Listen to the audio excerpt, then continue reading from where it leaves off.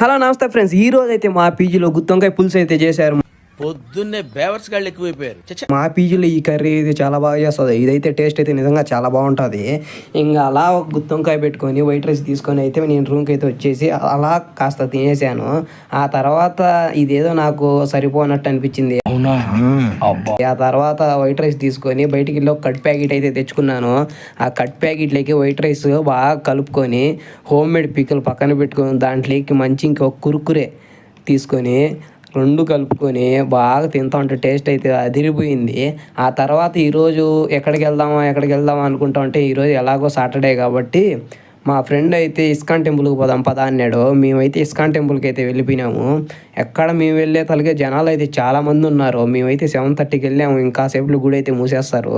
ఇంకా ISKCON temple అయితే మాకైతే ఈ ప్రసాదం ఇచ్చారు. ఈ ప్రసాదం టేస్ట్ అయితే నిజంగా చాలా బాగుంది. అందుకే రెండోసారిగానే వెళ్ళి పెట్టించుకున్నాము.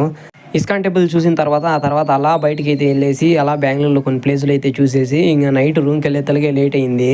ఇంకా సర్లే కదా అని మళ్ళీ అలా బయటికి వెళ్ళేసి 4 రోటీ దాంట్లోకి చికెన్ కర్రీ అయితే తెచ్చుకున్నాము. మా ఫ్రెండ్ అయితే విపరీతమైన ఆకలితో ఉన్నాడు.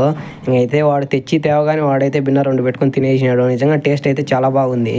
వీడియో నచ్చితే లైక్ చేసి షేర్ చేసి సబ్స్క్రైబ్ చేయండి.